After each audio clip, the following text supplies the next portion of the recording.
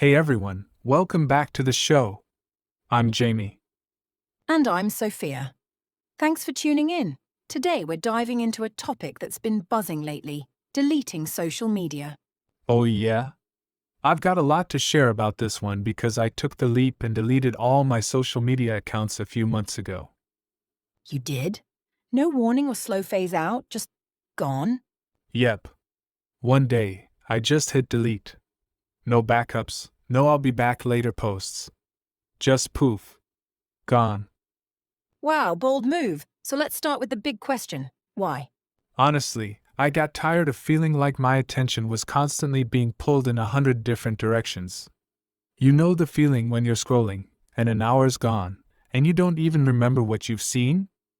Oh, totally. It's like you're in this weird time vortex. Exactly.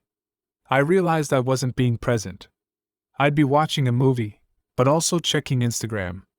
Or worse, working on something important and then bam! My phone lights up, and I'm derailed. It's so sneaky, right? Like, one notification leads to 15 minutes of scrolling, and somehow you're watching a dog skateboarding. That's it. And it wasn't just the wasted time. It's how drained I felt afterward. I'd closed the app, but instead of feeling entertained, I felt empty. Like I'd been consuming but not really living. That's deep, Jamie. So what was it like when you first deleted everything? Any regrets? Oh, absolutely. The first week was rough. I kept instinctively reaching for my phone, like my brain didn't get the memo. I'd unlock it, realize there was nothing to check, and feel kind of lost. Like phantom limb syndrome, but for apps. Exactly. I didn't know what to do with all that empty space in my day. It was uncomfortable. That makes sense. Social media's kind of like a crutch. So, what did you do instead? Well, at first, I just sat with the discomfort. But then, something surprising happened. I started picking up things I hadn't done in years. I'd always told myself I didn't have time to read or write, but suddenly I did. Wait, hold on, you started writing? Yep. I've been journaling, and even sketching out ideas for short stories. And it's wild, I feel like my creativity came flooding back. That's incredible. So, do you think social media was blocking your creativity? I do. It's like, when your brain is constantly fed content, it stops making its own. I wasn't daydreaming or letting my thoughts wander because my mind was always filled with someone else's highlight reel. Wow, that's such an interesting way to look at it. You're right, we don't leave much room for boredom anymore. And boredom's where the magic happens, right? 100%. Once I let myself get bored, I started coming up with ideas.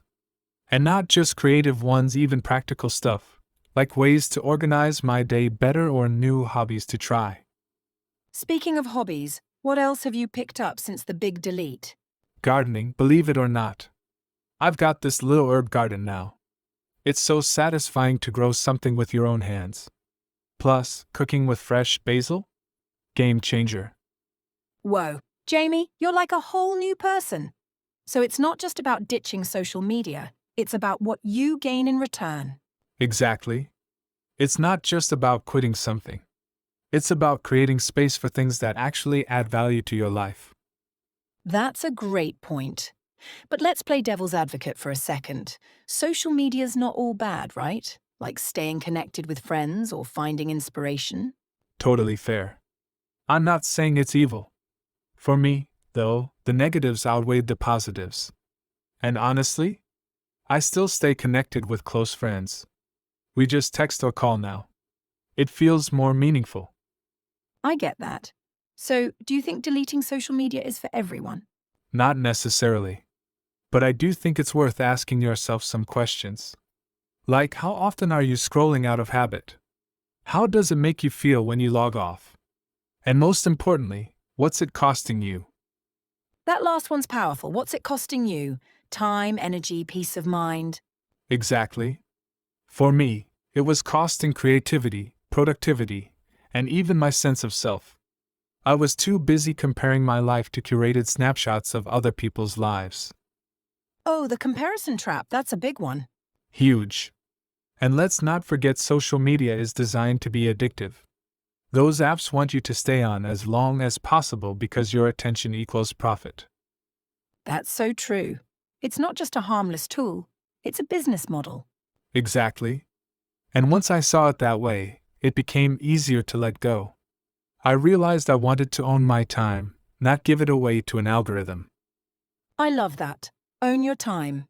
So, for anyone listening who's tempted to hit delete, what advice would you give? Start small. Maybe delete one app you use the most and see how it feels.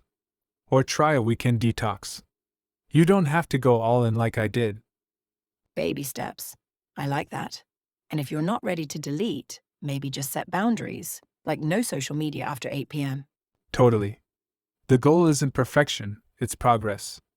Even small changes can make a big difference. This has been such a good conversation, Jamie. You've definitely given me a lot to think about. Same here, Sophia.